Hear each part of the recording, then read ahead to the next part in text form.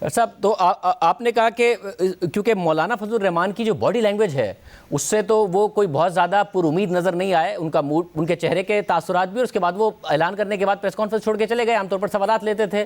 फिर जो मरियम नवाज साहब हैं उनकी बॉडी लैंग्वेज से भी नज़र आ रहा था कि वो शदीद मायूस हैं। तो ये मायूसी इस बात की अक्कास है कि उन्हें मुस्तकबिल से उम्मीद नहीं है, या इस बात की अक्कास थी कि आज मीटिंग का माहौल अच्छा नहीं था?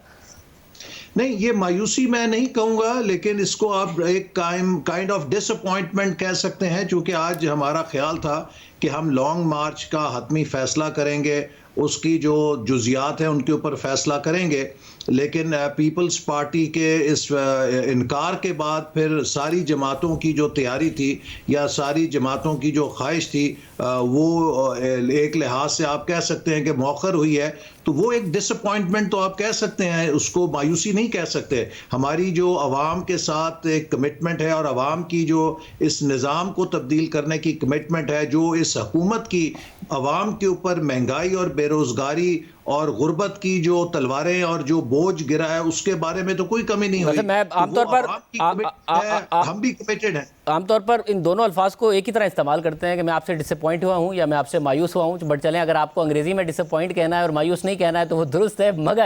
मगर ऐसे इकबाल साहब, ये बता दीजिए कि आपका काम था कि पीपल्स पार्टी को इस बात पर कन्विंस करें कि आप रिज़ाइन करेंगे। उन्हें स्टेक बहुत बड़ा है, उनके पास सिंध हुकूमत है, आपके पास नहीं है कोई हुकूमत। तो और बाकी जमातों के पास तो आपसे भी बहुत ज़्यादा कम, ज़ाहिर है MNAs MPs हैं, आपका स्टेक पीपल्स पार्टी के बाद बहुत ज़्यादा बड़ा है। तो आप कन्विंस नहीं कर पाए उन्हें। तो जरदारी साहब को लगता है कि आप अगर मुस्ताफ़ी हो जाएंगे तो इमरान खान और मजबूत हो जाएंगे, जिसकी वजह से वो अपनी हुकूमत क्यों छोड़ेंगे? नहीं, हमने तो ये ऑप्शन भी पीपल्स पार्टी को दे रखी है कि अगर वो रेजिग्नेशन फेजेस में करना चाहते हैं तो पहले फेज के अंदर हम सब मिलकर कौमी असेंबली से मुस्ताफ़ी हो सकते हैं और इसके बाद फिर सूबाई असेंबली का फैसला कर सकते हैं, जिसमें कि उनकी सिंध की हुकूमत बरकरार भी रह सकती है। लेकिन ये फैसला पीपल्स पार्टी को करना है कि क्या वो PDM की जमातों के इस फैसले को ऑनर करना चाहती है या वो किसी अलहदा हिकमत अमली पे चलना चाहती है। हमारी ख्वाहिश होगी कि हम सब मिलकर इस जद्दोजहद को आगे बढ़ाएं, क्योंकि ये एक बड़ा तारीखी मौका है पाकिस्तान। यानी आप ये कह रहे हैं कि पीपल्स पार्टी के पास ये ऑप्शन है, यानी आप ये कह रहे हैं कि चले जाएंगे कि पीपल्स पार्टी के पास ये ऑप्शन है कि वो अगर नेशनल असेंबली से और पंजाब की असेंबली से भी रिजाइन कर दे और सिंध की हुकूमत रख ले तो भी लॉन्ग मार्च की तरफ आगे बढ़ा जा सकता है। ये ऑप्शन भी आपने दिया है उन्हें? जी देखिए, अगर वो ये फैसला करते हैं कि अभी हम सूबाई असेंबलियों से इस्तीफ़ा नहीं देना चाहते और पहले मरहले में कौमी असेंबली से हम मुस्ताफ़ी होना चाहते हैं, तो वो भी एक उसकी सूरत है जिसके ऊपर गौर किया जा सकता है। लेकिन अब ये पीपल्स पार्टी की CEC है जिसने इस पर हतमी फैसला करना है और मैं उम्मीद करता हूँ कि वो ज़रूर PDM के साथ चलेंगे, क्योंकि उनका भी एक माजी है जमहूरी जद्दोजहद का और हम चाहते हैं कि पाकिस्तान की तमाम जमहूरी कुव्वतें, इनके शराजे को बिखरने ना दिया जाए।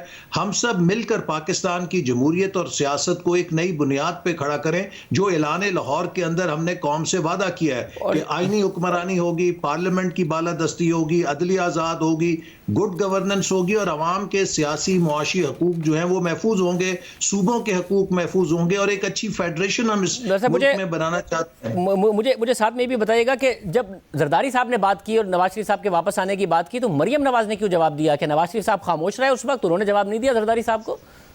जी, मैं समझता हूँ कि नवाज शरीफ साहब का जो हम हमेशा से जानते हैं कि वो एक बहुत ही वज़ादार शख्सियत हैं और मैं हमेशा से बहुत मुतासिर हुआ हूँ कि वो जिस कदर सब्र और बर्दाश्त और वज़ादारी का मुजाहरा करते हैं। उन्होंने आज अपने आप को बहुत एक काम तरीके से वहाँ पर इन सारी बातों को भी सुना और किसी किस्म का वो रिएक्ट नहीं किया है। मैं समझता हूं कि चंद एक बातें पीपल्स पार्टी की लीडरशिप की तरफ से ऐसी हुई हैं जो नहीं होनी चाहिए थी, जिनसे कुछ हमारी दिल आज़ारी हुई है। लेकिन जब हम आपस में बैठते हैं इस किस्म की बातें भी होती हैं, उन्हें बर्दाश्त भी किया जाता है, क्योंकि हमारी कॉज बड़ी है।